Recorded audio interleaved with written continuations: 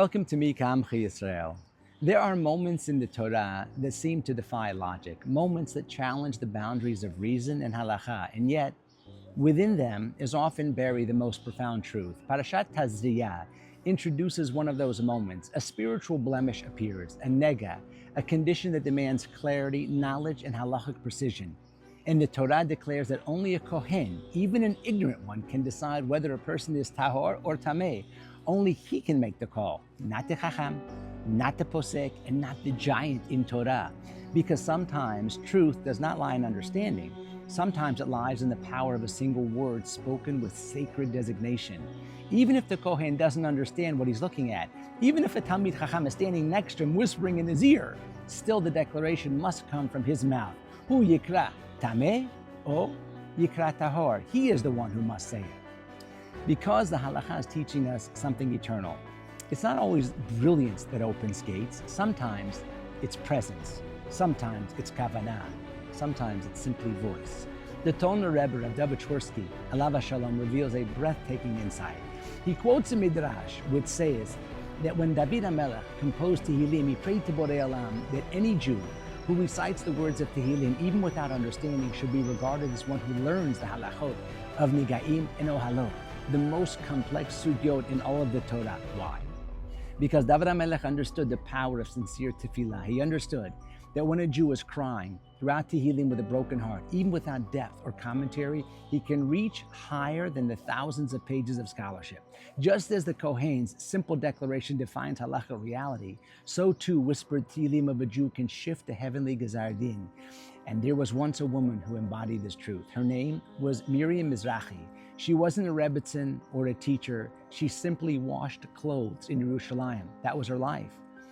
But those who truly knew her understood she was kadosh. She was hidden. And her tefillot reached the Kisei HaKavod. Rav Shloimka of Zvil, the tzaddik of Yerushalayim, was one of her regular customers. He saw what others could not. He felt the fire in her silence. Miriam had no children. One day, she gathered the strength to knock on the Rebbe's door. Rebbe, she cried, I have no children. I beg you, a beracha, please. The Rebbe sat in silence, and when he finally looked up in his eyes, they were heavy. If I give you this beracha, he said, know this, the child you bear will not live to see his bar mitzvah. And without hesitation, she said, Rebbe, I still want the beracha. Whatever Borei Olam gives me, I'll accept it. She gave birth to a baby boy. Her simcha was absolutely endless, but the shadow of the prophecy never left her. And then it happened. Before the bar mitzvah arrived, this young, beautiful boy passed away and her world was shattered. But Miriam, she didn't crumble. She didn't fall apart. She rose. She turned pain into power, her tears into tefillah, her silence into fire. Reb Shloimka began sending women to her, childless women, broken women. Go to Miriam Hakoveset, he would say. Her tefillot pierced Shemayim. Years passed and she passed away, buried quietly here on Har HaMenuchot. And her story could have ended until one night she appeared in a dream to her neighbor. Do you remember me? She asked. I was the one the Rebbe sent people to. Now, she says, more tefillot are ready to be answered. Go and tell the women, come to my kever. And they came, busloads, tear-streaked, hope-starved women. And that year, dozens were blessed with children, because in Shemayim, tefillah does not expire. It doesn't fade, and it certainly is never ignored.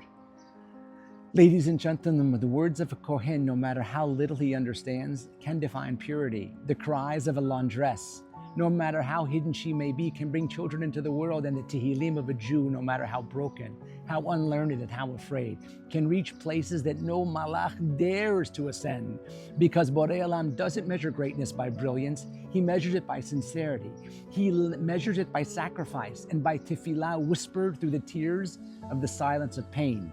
We are a people who believe the words have weight, that a single tahor can transform destiny, that a single perek of Tehillim can rewrite a Gezar Din, that a single Jew, even in the shadows, can shake the heavens, even if they whisper, Anna Hashem, Hosheana. So if you ever felt unworthy to pray, pray anyway.